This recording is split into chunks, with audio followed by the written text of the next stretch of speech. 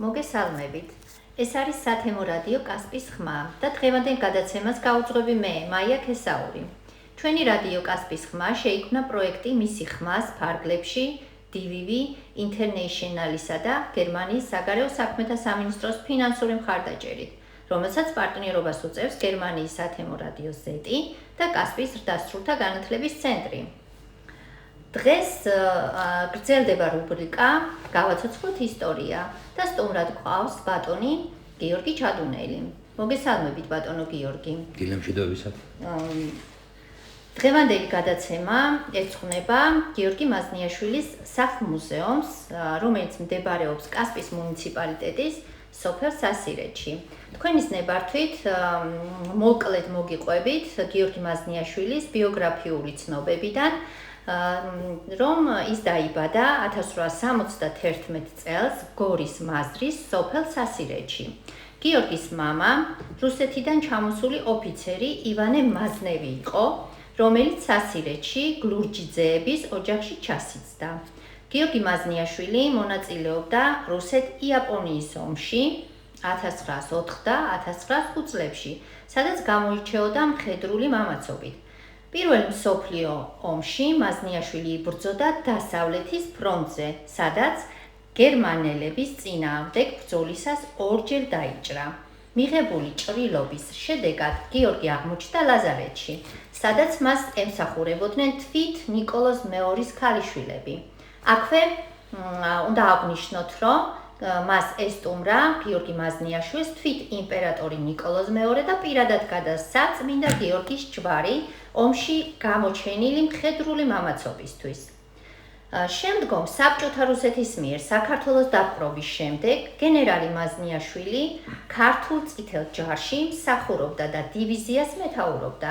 1921 წლის 6 სექტემბერს იგი 2 წლით თბილისში მეტეხის ციხეში დააპატიმრეს კონტრრევოლუციონერობის ბრალდებით. თავდაპირველად დახვრეტა მიუსაჯეს, თუმცა სასჯელი საზღვარგარეთ გადასახლებით შეუცვალეს, რის შემდეგაც იგი 2 წლის განმავლობაში ირანსა და საფრანგეთში ცხოვრობდა. 1924 წელს საქართველოს დემოკრატიული რესპუბლიკის ემიგრირებული მთავრობის მივლინებით ჩავიდა თურქეთში და ეხმარებოდა ემიგრირებულ ქართველ პატრიოტებს.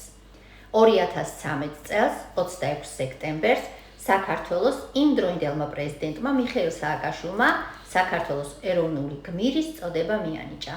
თბილისში არსებობს მისი სახელობის ქუჩა, ხოლო ჩვენს მუნიციპალიტეტში არსებობს გიორგი მაზნიაშვილის სახლ-მუზეუმი, რომლის დაარსების ისტორიას და მისი მუშაობის სპეციფიკის შესახებ ძალიან საინტერესოდ გვესაუბრება კასპის მხარდამცოდნეობის მუზეუმის მენეჯერი ბატონი გიორგი ჩადუნელი. კი ბატონო. ჩემთვის გიორგი მაზნიაშვილის სახელი პირველად გახდა ცნობილი გასულ საუკუნეში 70-იან წლებში მე-9 თუ მე-10 კლასში ვიყავი და შემთხვევით უსმინე ტელევიზიით თეატრი, რომელსაც ერქვა დრო 24 საათი.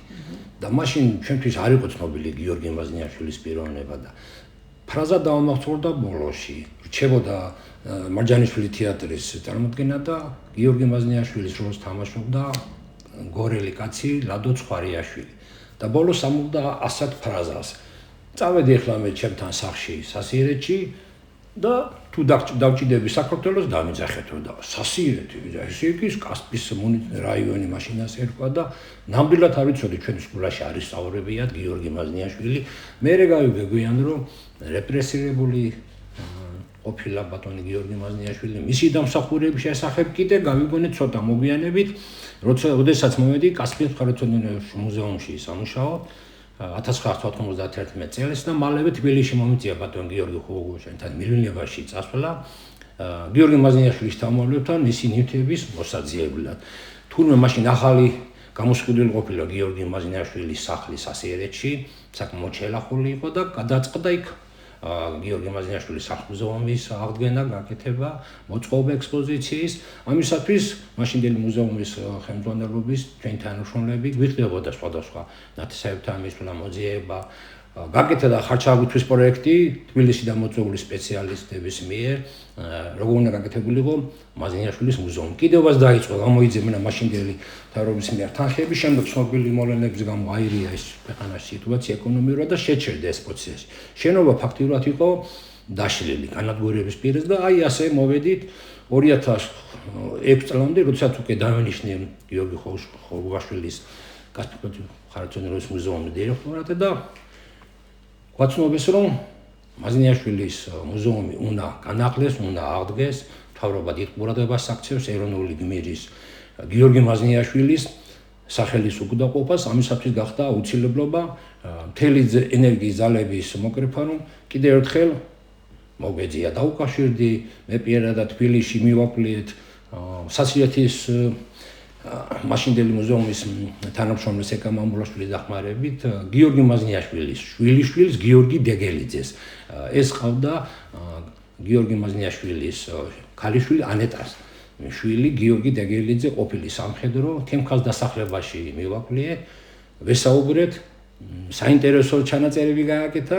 სამწუხაროდ ნივთები მას არ ქონდა იმიტომ რომ რეპრესირებული ოჯახის ფაქტიურად ჩამოვართვეს მთელი ქონება მაშინ გიორგი მაზნიაშვილი გიორგი მაზნიაშვილი ერთად დახვითეს მისი შვილი ივანე ახალგაზრდა ოფიცერი ხოლო უმცროსი ვაჟი ბორისი გადაიხვეწა ბაქოში რომ თავი გადაერჩინა ფიზიკურად შემდეგ დაუკავშირდი მეორე შვილიშვილი თეიმურას ზის ოჯახს მის ქვრივს ქალბატონ თაიგულის და არაერთი სტუმრების შედეგად მან მაჩვენა მისი ნივთები, ფაიფური ძვირფასი ჭურჭელი იყო ბატონო ჩემო.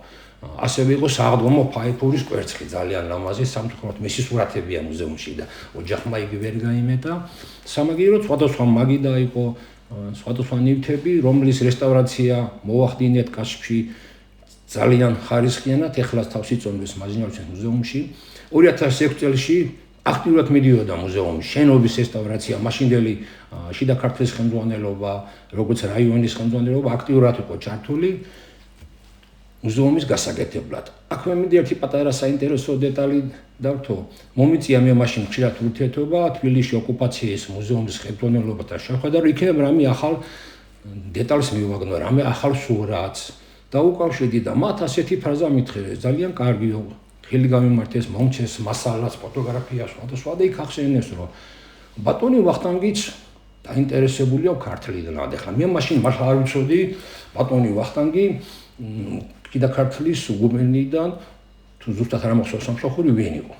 გავიდა თვეები მაშინ დაინიშნა აირჩა კასპიის ხელმძღვანელად ბატონი ვახტანგ მაისურაძე და აი ეს ვახტანგი ყოფილა ბატონი ვახტანგ მაისურაძე სასირეთელი კაცი რომელიც თვითონ აქტიურად ყოფილა მისი პირო ჩართული საქმეში და ერთობლივად ძალიან მოკლე ვადაში აღდგა შენობა ყველანაირი საშუალება მოგცა მატერიალური დახმარება აგვეწია ბატონო ვახტანგმა და უმაღლეს ვადაში მოხდა მისი ნივთების რესტავრაცია ფოტოების დაბეჭდა გამრავლება და 2007 წლის მაისისთვის შენობა იყო მზად. რატომ მაისისთვის მაშინდელი გადმოცებით ჩვენ რო ჩანაწერებს ვაკეთებთ სასირეთში ძველი ხანდაზმული ადამიანებისგან მათი გადმოცემით გიორგი მაზნიაშვილი ძალიან ყარებია გიორგოვის აღნიშვნა მაისში და ერთ-ერთი ვერსიით მისი დაბადების დღეც იყო. რამდენად ზუსტია, ამაზე რა მოგახსენოთ, ამაზე მეცნიერები მსჯელობენ, ზოგი ამბობს თან ასე იყო, ზოგი არა. და თვითონ გიორგი მაზნიაშვილის ძალიან კარგი სახელი ჰქონდა სოფელში. არ მახსოვს რომ ვისმეს რამე აუგიეთქო. ყველა სკოლა მისი ინიციატივით აშენებულა. ხალხმა წერა-კითხვა არ იცოდა და მოდი შევკრიბოთო ჩვენი ძალებიო, გაუგეთა ორგანიზება, ეხლა რო შაბათობას ვეძახით, ხალხმა იმუშავა. ზოგი გამოსულა წინააღმდეგით. რა ნახა მაზნიაშვილმა გამუშავებსო ისაო და თუმე მიუტანეს ამბავი ამადამან თქვა თქვენზე ბატონო გიორგიო რომ გამუშავებსო და ალბათ ეგუნათ რომ გაუბრაზდებოდა ბატონო გიორგი. ბატონო გიორგი არ გაბრაზებულა. აი ხედაო დავაგვიანეთო სკოლის გასწავლო. გახსნა ვიტო განათლება გვაკლეო. აი არაფერი თქვას. საბავშვო ბაღი კომბერგან თავშებული ამ სკოლაში მის მიერ დაარსებს სკოლა. ბორანი გაუგეთა მანამდე ყوارზე ბავშვი დაღუპულა დახვალა. ბორანი მისი ინიციატივა გაკეთე. ეკლესია აღაშენა, გადმოცემით ამბობენ, წეგა რომ ახსენეთ, როდესაც ვარშავის ლაზარეთში იწვა იქ თურმე ხილვა ქონდა თუ სიზმარი წმინდა გიორგი და შეშთხოვა გადარჩენა და რომ ჩამოვიდაო ასე შეისმინა წმინდა გიორგი ძალიან კარგი სახელი ქონდა ბავშვებს შეიძლება უმასპინძლებოდა მის სიმბოლოდ თუნდაც ქალბატონი სვანა მატონი იყო ტკბილეულობა გლეხებს უმასპინძლებოდა ნასვამი არავის არ ახსოვს მაგრამ თვითონ ორი ჭიქის დალება ყარებია ბატონ გიორგის და ყველას გაიხარდა იმ წლებში როცა მუზეუმს ვაკეთებდით ყველა გახარებული იყო რომ ბატონი გიორგის სახელი არ იქნებოდა დავიწყებული. და მე კიდე ერთი დეტალი უნდა დავურთო. 2021 წელს ბათუმში აღენიშნა ბათუმის განთავისუფლების 100 წლისთავი.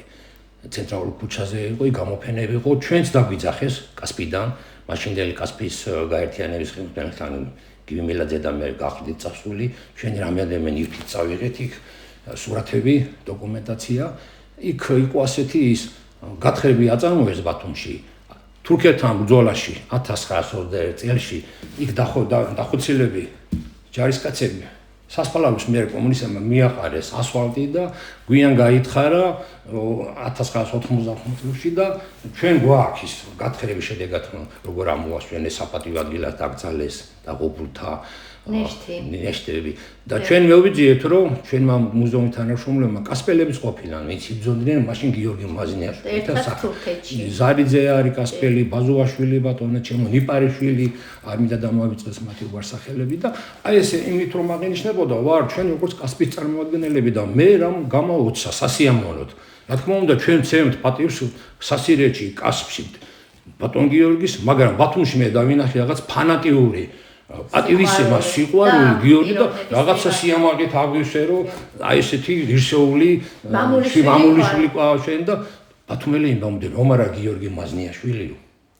ბათუმი იქლა თურქული იქნებოდა და რაში ყოფილა საქმე ჩემო მეგობრებო 1922 წელს რომ დაიდო საზავო ხელშეუხლება ბრესტ ლიტოვსკის საბჭოთა რუსეთსა და თურქეთს შორის მაშინ ასეთი ყოფილა 24 საათის შემდეგ ცხადდებოდა ზავი და ვინ რა ტერიტორიას და მოისწრებდა იმ პრაგრებში და შეიძლება საბჭოთა რუსეთს ძალიანაც არ ენაღლა მაშინ პერიოდში ლენინ დროს ბათუმი ვისხარეთ როგორ მაგრამ ჩვენთვის იდეის იყო და ეს ფაქტია თვითონაც იგონებს მემუარებში ბატონი გიორგი მაზნიაშვილი რომ ორჯონიკიძე მაშინდელმა კომისარმა საქართველოს ბოლშევიკებისა დამიბარაო მე შემიძლია ახლა დავხრით ვაკაო როგორც ჩვენი ტერი მაგრამ მე გაძლევ შანსს შენ გაუწია ორგანიზება შეკრიბე დაშლილი დაგსახული არმია და 20 საათი უნდა დაიბრუნო ბათუმი თუ შენ ბათუმს დაიბრუნებო მე შენ აღარ დავხრით ხოთა შორის გიორგი მაზნიაშვილმა როგორც იცით შეკრიბა გაუგეთა ორგანიზება დაიბრუნა ბათუმი სერგოინიძემ სიტყვაში იასულა ხოთა შორის იყო მე შემდეგ მის სოფელში და გადარჩა დახვრეტას მაგრამ მაინც ვერ გადარჩა რატომ იცი ერთ-ერთი ჩანაწერი სოფელში თიმოხუცი გონებდა რომ გაუგია გიორგი მაზნიაშვილის მოსკოვშიო სერგო ორჯონიკიძე მოკვდა თუ მოკლეს თუ რაც მოხდა ზუსტად არ ვიცი ერთ რომ დაიღობა უთქვია მე მგონი ახლა მეც დამიჭერენ განაჩენს გავაკეთე ასეთი ის სამწუხაროდ ასეც მოხდა და სამწუხაროდ მე მინდა ერთი ლირიული მომენტი დავუთ მოგვიანებით მე გავიცანი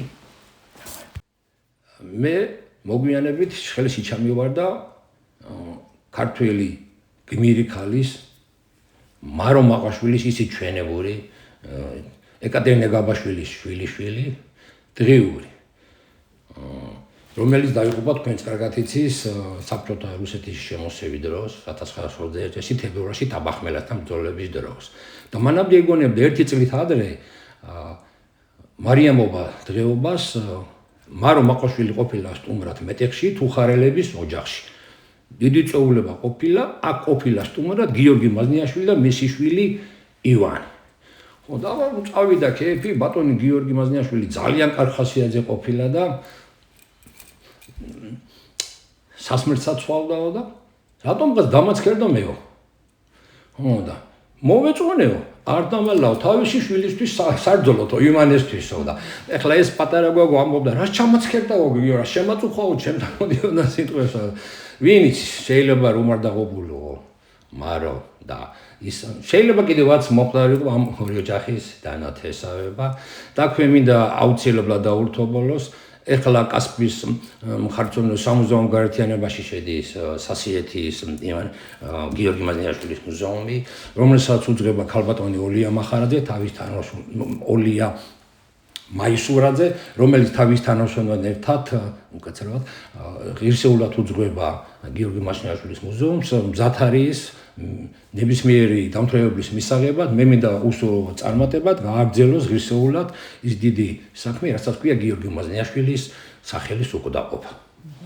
დიდი მადლობა გადაცემაში მობრძანებისთვის. ძალიან გულდასმით გისმენდით. ისეთი საინტერესო რესპონდენტი იყავით. ასევე